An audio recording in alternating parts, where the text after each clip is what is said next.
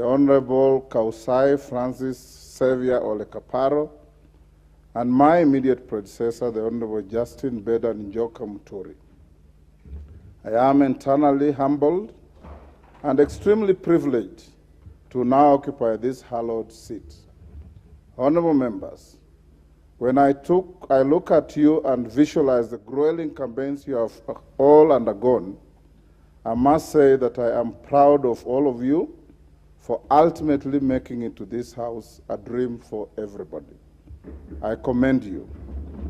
I'm delighted to note that over 55% of members of the last parliament have been re-elected.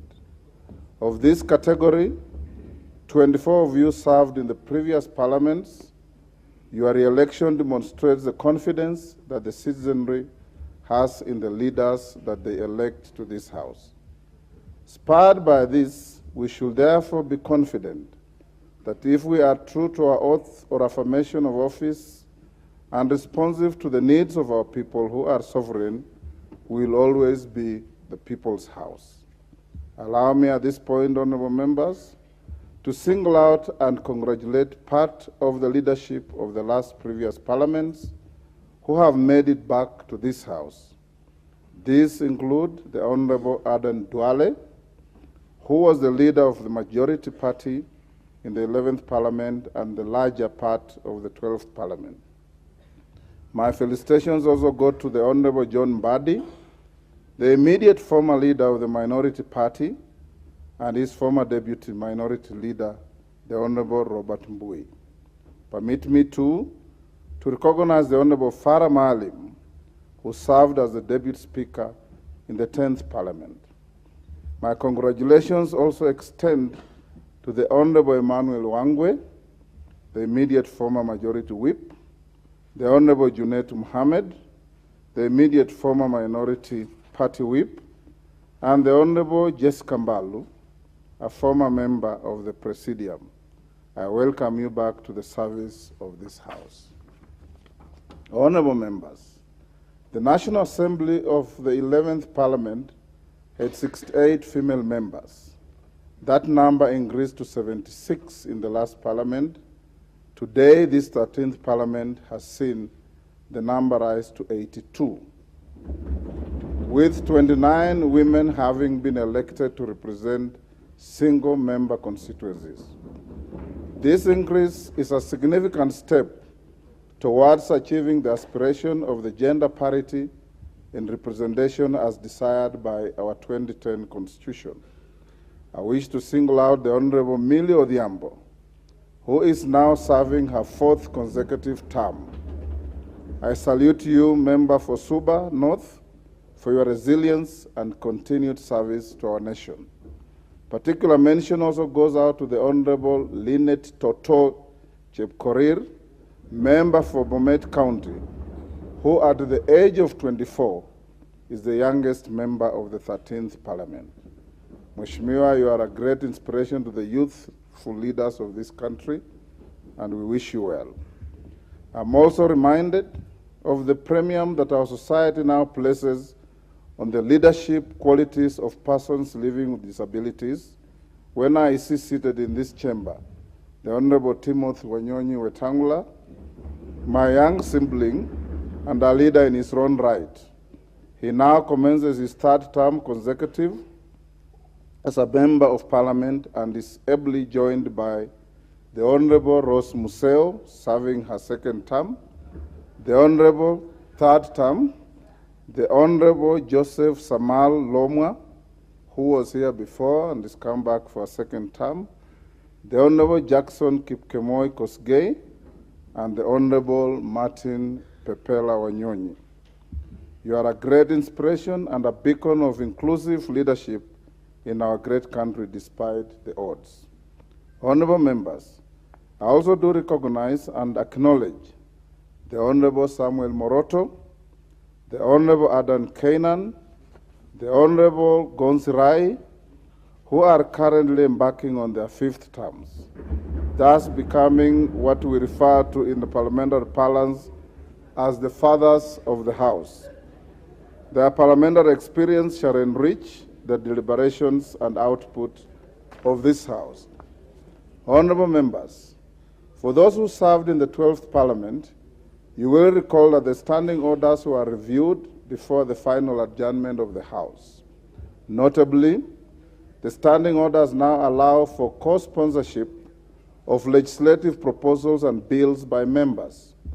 Members of this House shall also be able to co-sponsor bills with senators and vice versa, where an unidentified member shall be in charge of steering debate on a Senate bill in this House. This, in my view, is a progressive addition to the procedures of the House. Honorable members, the revision of the standing orders in the 12th Parliament also increased the number of the committees of the House.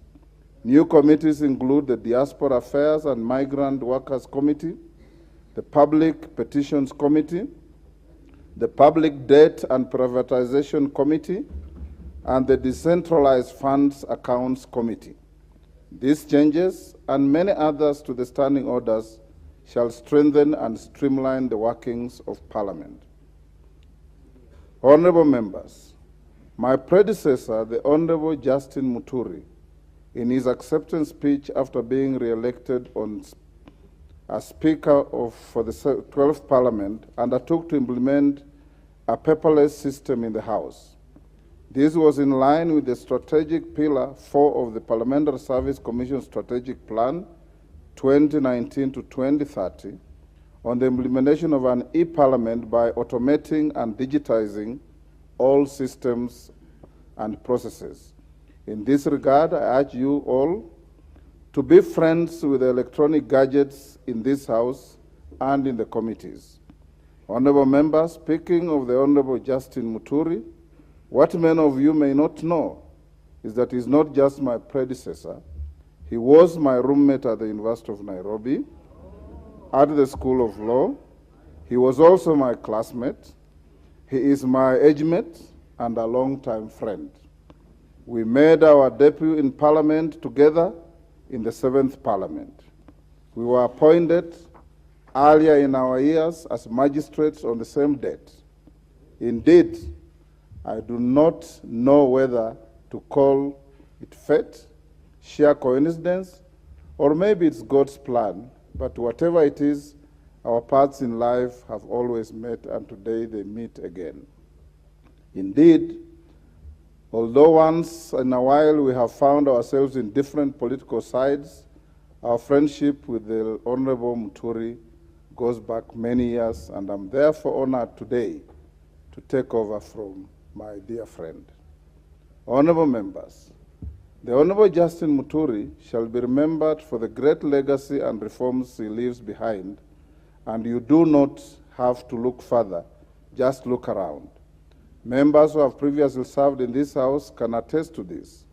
Members of the 13th Parliament shall move into the new modern offices in the tall brown building you may have seen at the corner of the Parliamentary Square, a project that was well executed under Honorable Muturi's leadership. As the chairperson of the Parliamentary Service Commission, he has left behind an excellent and professional parliamentary service. His communications and rulings on various constitutional, practice, and procedural matters were landmark, novel, and rich in jurisprudence. I could go on, but all I can say, he did a great job for this House and this country.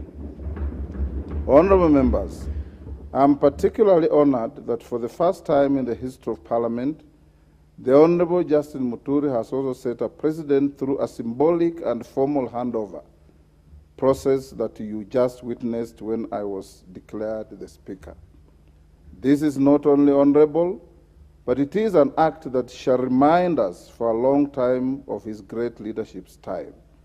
The symbolic handover process by a Speaker should indeed be part of the traditions of this House, and it is a practice we should carry on. Having said this, join me now in applauding the former Speaker of this House, the Honorable Justin Muturi. Thank you. Honorable members, the author Gary Levy in the book Speakers of the Canadian House of Commons notes that presiding officers in the Commonwealth customary relinquish their right to participate in debates. Put differently, despite the title, a speaker does not speak but allows members to speak and presides over debate in the House. I'm aware that the Constitution precludes the Speaker from voting on any question proposed for decision in the House. But as your Speaker, I'll let my work speak for me. Honorable members, in this 13th Parliament, I undertake to prioritize two key issues. These are enhancing public trust in this House and the institution of Parliament, and nurturing and upholding comity between our two houses and between the National Assembly and other arms of government, with particular attention to our judiciary, which has often appealed for reasonable consideration by the legislature. Honorable members, the Constitution states that the authority that has been assigned to you and I under oath is a public trust. Hubert Humphrey, the 38th Vice President of the United States of America, is quoted to have stated that, I quote, "Anyone who has ever been elected to public office understands that one commodity above all others, namely the trust and confidence of the people, is fundamental in maintaining a free and open political system." In assuming our respective offices in this House, we are under a constitutional obligation to discharge our mandate in a manner befitting the offices that we have been entrusted to hold. As your Speaker, I undertake to strengthen public trust in the institution of Parliament. I will be keen to midwife, through the Parliamentary Service Commission, live broadcast of committee proceedings and the full operationalization of Bunge TV channels to highlight the work done by this House and its members.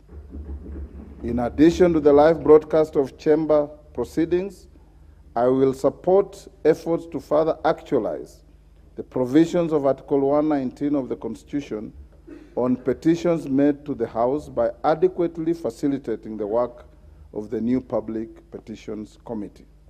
To my mind, ensuring meaningful access to the House will, like a transparent glass, make Parliament more visible, disrobed of the mystery that people might perceive of its processes.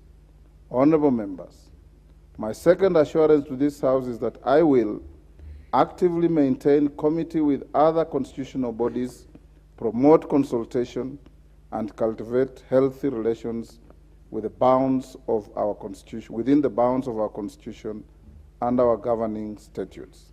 In the exercise of our oversight functions over state offices and public bodies, I will strive to ensure that all material information necessary for the work of Parliament is availed in a timely fashion by the persons in the National Executive ultimately responsible to this House. I shall strictly enforce the requirement enshrined under Article 153, 3 and 4 of the Constitution, which requires Cabinet Secretaries to attend before the committees of the House to exhaustively answer questions and give full and regular reports on matters under their control. Honorable members, indeed, as some of you may be aware, I served in this House as a member as from the 7th Parliament, and I therefore fully understand what it is to be one of you. I have also been a senator, and hence I also fully understand what it is to be a sibling brother. I have served in the executive as a minister and assistant minister in different portfolios. I have led various reforms to the rules of procedure of this House during the 7th Parliament, and was the head of the delegation of the African, Caribbean, and Pacific EU Union Joint Assemblies, and internationally, I'll continue building on the long and rich relationship we have to not just with the ACP-EU, but also the East African Legislative Assembly, the Pan-African Parliament, regional integration bodies, the Commonwealth Parliamentary Association, and the International Parliamentary Union. Suffice to mention, honorable members, that the standing orders you enjoy using today with the committee system were drafted by yours truly, the late Bonaya Godana, Julius Sunkuli, whom I believe has been re-elected to this House, and one Bishop Kimani, then Member of Parliament from Nakuru. Honorable members, I have worn many hats, but one of the greatest leadership lessons I carry with me to date is that a leader is a servant of the people. I live by the great words of the 22nd and 24th U.S. President, Grover Cleveland, who served between 1885 to 1889 and 1893 to 1897, who once said, and I quote, "Office holders are the agents of the people, not their masters." These words always ring true to me, and hence, moving on, I will be your servant and your agent. My eyes shall be keen to see and listen to all of you.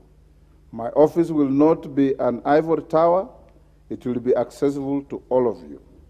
Understand to be impartial and promise to see to it that you are able to effectively discharge your constitutional mandate. I am fully confident of building on the past successes of this House and charting new paths that will lead us to more glory and maintain this House as the pride of all Kenyans. Honorable members, I wish to inform you that the National Assembly has organized an induction retreat for all members of this House, which will take place from 18th to 24th September 2022 at a venue to be communicated in due course. This retreat will be a great opportunity for you to thoroughly acquaint yourselves with your mandate, parliamentary processes, and the secrets and tools that will give you a head start as in serving your electorate. I encourage you to attend all these sessions. Honorable members, I wish to commend the acting clerk of the National Assembly and her able team of officers for the successful conduct of the pre-swearing-in orientation last month. The acting clerk has informed me that more than 95% of the members turned up for this exercise. This is a clear sign of your passion to discharge your constitutional mandate, and I encourage all of you to maintain that enthusiasm to serve our people. Honorable members, as I conclude, I unequivocally submit myself to the collective will of this House and reiterate my singular desire to serve with the impartiality, fidelity to the Constitution and the laws of this land, our standing orders, practices, precedents, and traditions of this House. I thank you all. God bless Kenya. God bless our Parliament. Honorable members, I now direct the clerk to read the next order and proceed with the steps necessary for the election of the Deputy Speaker. Thank you. Order number 4, election of the Deputy Speaker.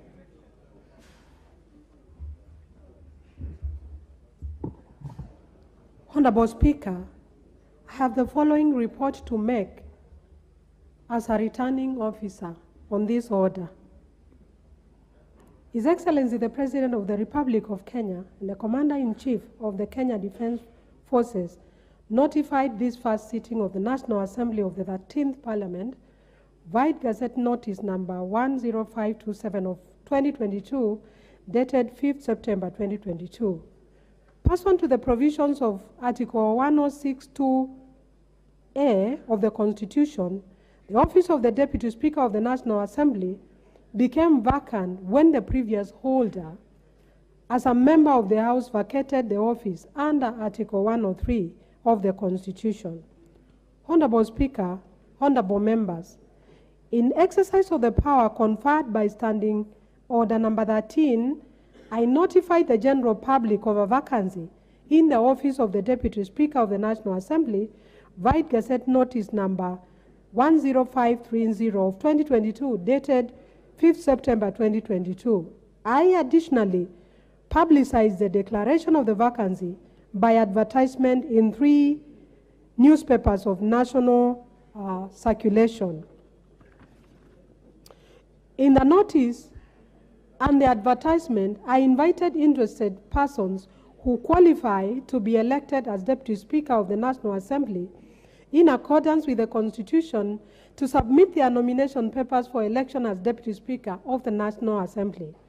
The following 7 persons collected nomination papers from the office of the Clerk of the National Assembly between Monday, 5th September 2022 and Wednesday, 7th September 2022. 1. Robert Gishimu Githinji.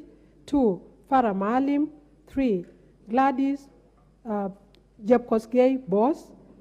4. Farah Yusuf Mohammed. 5. Moses Gushine Kirimi. 6. Paul Otiende Amolo. 7. George Peter Opondo Kaluma. Honorable Speaker, as per the Gazette notice and the advertisement, a person who collected nomination papers was required to submit the completed nomination papers together with their curriculum vitae and the relevant supporting documents to the Clerk of the National Assembly in Committee Room Number 7, Main Parliament Building, not later than 8:30 p.m. on Wednesday, 7th September 2022. The office of the Clerk of the National Assembly remained open on Monday, September 5th, 2022, from 2:30 p.m. to 8:30 p.m., Tuesday, 6th September 2022, from 7 a.m. to 8:30 p.m., and Wednesday, 7th September 2022, from 8 a.m. to 8:30 p.m., for purposes of both collection and return of nomination papers. Honorable Speaker and honorable members, at the close of the nomination period, the following 3 persons had submitted their nomination papers for election as Deputy Speaker of the National Assembly. The Honorable Farah Maalim, the Honorable Gladys Jepkosgei Boss, and the Honorable George Peter Opondo Kaluma. Further, Honorable Speaker, I wish to notify the House that I received a letter from the Honorable Dr. Otiende Amolo, dated the 7th of September 2022, conveying the withdrawal of his candidature for election as Deputy Speaker of the National Assembly. Honorable Speaker, pursuant to the provisions of Article 106 of the Constitution and Standing Order Number 5 of the National Assembly Standing Orders, the 3 members who returned their nomination papers qualified as candidates for election to the office of the Deputy Speaker of the National Assembly. And again, I repeat, they are the Honorable Farah Maalim, the Honorable Gladys Jepkosgei Boss, and the Honorable George Peter